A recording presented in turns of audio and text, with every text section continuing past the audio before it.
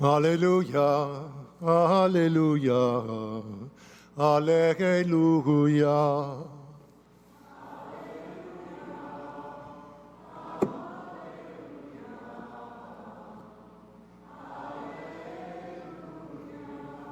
If then you were raised with Christ, seek what is above, where Christ is seated at the right hand of God. Hallelujah, hallelujah, hallelujah.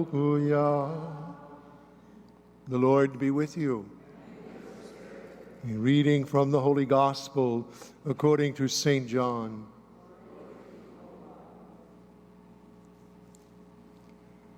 The disciples said to Jesus, "Now you are talking plainly and not in any figure of speech.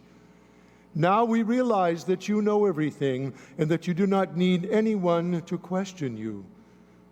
Because of this, we believe that you came from God." Jesus answered them, "Do you believe now? Behold, the hour is coming and has arrived when each of you will be scattered to his own home, and you will leave me alone. But I am not alone, because the Father is with me. I have told you this so that you might have peace in me. In the world you will have trouble, but take courage. I have conquered the world."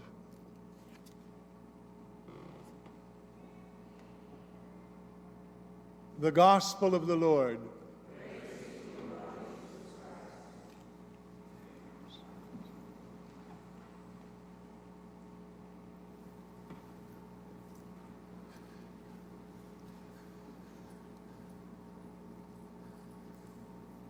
Memorial Day.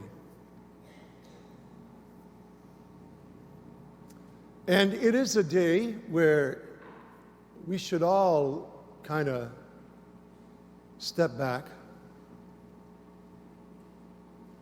and to have a little bit more appreciation for the history of our nation and what we are able to enjoy as American citizens with regard to some of the privileges that we have and rights that many other people in the world do not have. And I would suggest to you that what we are seeing in Ukraine right now is a perfect example. Perfect example.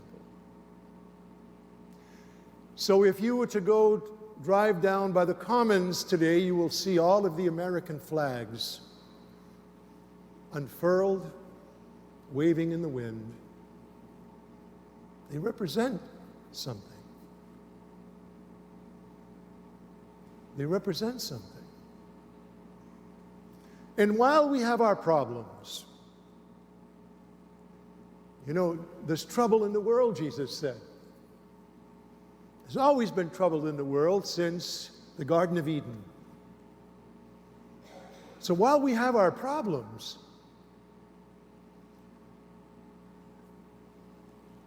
we have one of the best places in the world to live in.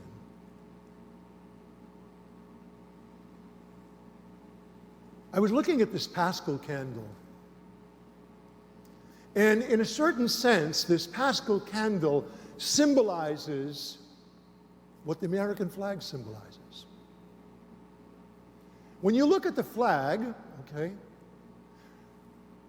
what is behind that flag is the sacrifice that many men and women have had to make in order for that flag to be raised. Francis Scott Key wrote about that. He wrote about that. And he said that as the night went on and the bombs were bursting in the air, that as the daylight came, the flag was still there.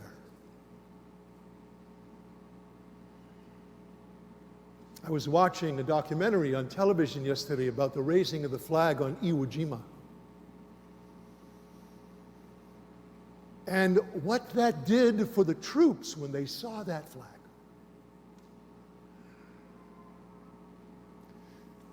We should have the same respect for that Paschal candle.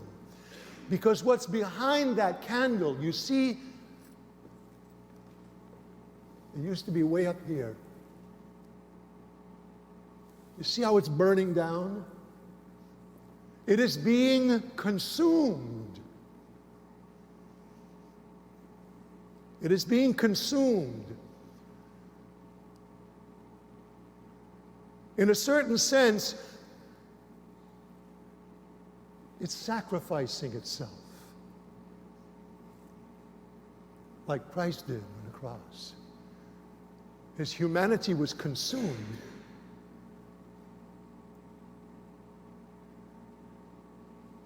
The Mass is a memorial. It is a memorial where we celebrate Jesus, who sacrificed himself so that we could be free. And like that flag, which is a symbol for the freedom and unity of these 50 states,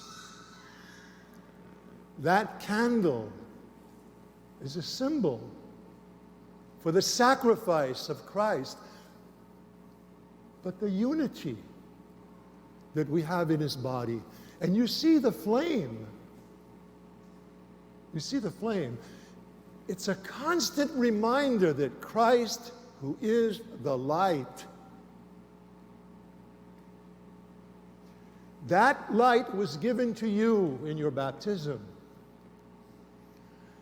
Your baptismal candle was lit from that Paschal candle. If you remember, at the Easter Vigil, the church was dark. And the world was dark. The people who walked in great darkness saw a great light. And that's why when the candle was processed in, Christ our light, thanks be to God.